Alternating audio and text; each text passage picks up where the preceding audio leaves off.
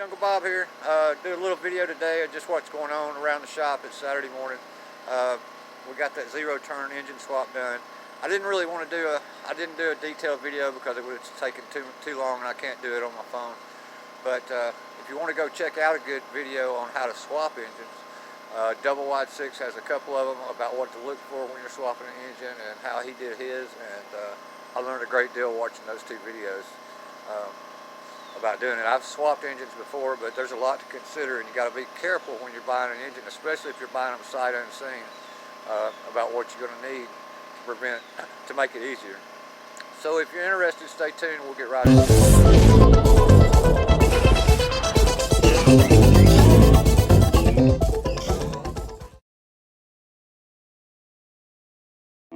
So as some of you know, we had this Husqvarna that had the Kawasaki FR691V engine on it. Last fall came in with a blown engine because it ran drive oil. So it was irreparable. So we've been searching and searching for an engine, and we finally found one used. It's a Briggs 21.5 IC Intech V-twin.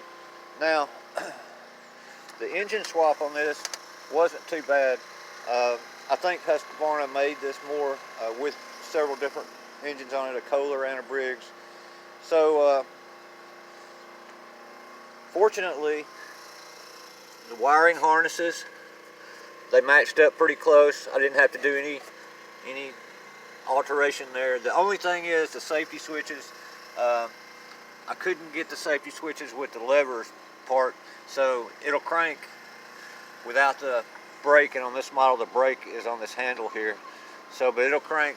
But the main important safety switch with the PTO, it works. So if you're sitting on the seat and you get up and the PTOs and the blades are engaged, it will cut off. And I'm just going to let the customer know. So how I bypassed the levers here is I found the two wires that have to come in contact, and I just spliced them together with these clips right here. And I didn't cut the connectors off in case somebody wants to go back later on and fix it back the way it needs to be. The other thing was the muffler. Okay, I had the two exhaust manifolds from the original, or from this one, from this motor, and what I ended up having to do was I used one that was on this Intech engine, and then I took one that was on that Kawasaki engine. And the only thing I had to do, it was real close, as you can see in the picture I'm going to post. I had to drill out these holes and make them just a little bit wider so I'd have enough play in there to get it on there. The engine mounted up perfectly. So we're good. There's the PTO's back on, the drive's working. Other considerations, you know, when you're swapping an engine that you need to think about is make sure your crankshaft length and diameter are the same, which this was 1 inch by 3 5/32. That's what the Kawasaki was. Now I had to reroute the fuel line just a little bit. Other than that, it wasn't too bad. I mean, had to do a little thinking on the exhaust. The wiring, you know, I probably could have figured out how to make this work, but this is not a real bad deal. So it still won't crank if the PTO's on.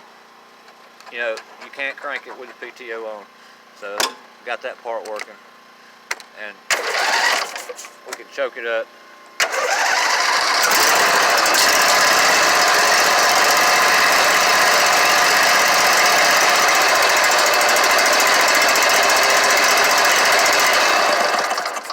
So that all works good. Anyway, just want to let you guys know we're going to put a new deck belt on it. I just wanted to show you guys, but those are the things you need to consider. Your crankshaft length and diameter, that way all your pulleys and belts line up. And the wiring, you're going to have to make sure that your engine has a a stator or an alternator, whatever you want to call it, that puts out about 9 amps. This came off of a mower that had that, and we found this on eBay. The customer decided to go with it. I found this on eBay from Partman Band 54, I believe is his name. And all together with shipping and everything, it was around $600. So, and then we're gonna add my labor, but one of these Kawasaki engines new is about $1,600. So there's your difference.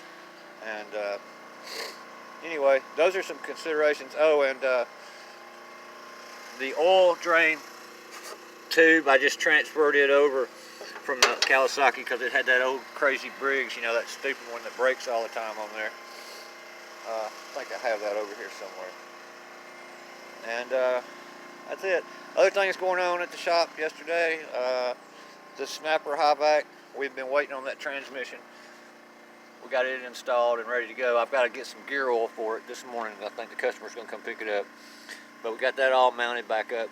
And the main place these things fell at, this starts to get sloppy right in here when I want to slide and makes the belt come off. And you have to look out for this little screw in here that holds this, what they call a differential in place. Anyway, but it's ready to go. And then this is kind of, a customer brought this in yesterday. It's kind of just for fun. See if I can get it running. It's a little Troy built edger. And then we got a deck off Toro over here. We're waiting on the spindles for it. And I got an old steel trimmer in I'm working on. And I guess that's about it, guys. And I moved that old John Deere out of my driveway. Somebody needs to come get it. So, oh, this is what I was talking about. You know how Briggs makes this little oil thing? Everybody's seen them before. That's why I went ahead and put the tube on there. It'll be easier to change the oil in the future. And anyway, guys, this is, I was just wanting to show you this being ready to go.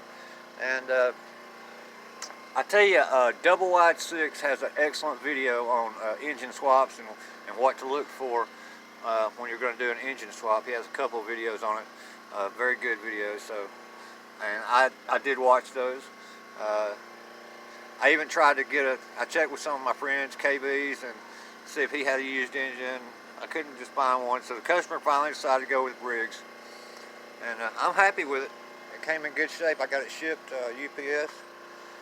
It came drained with oil and ready to go.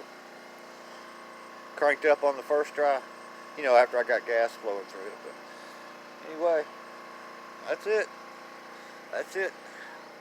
So if you like this video, please hit the like button, subscribe to my channel, and we'll see you on the next one. Jungle Bob out.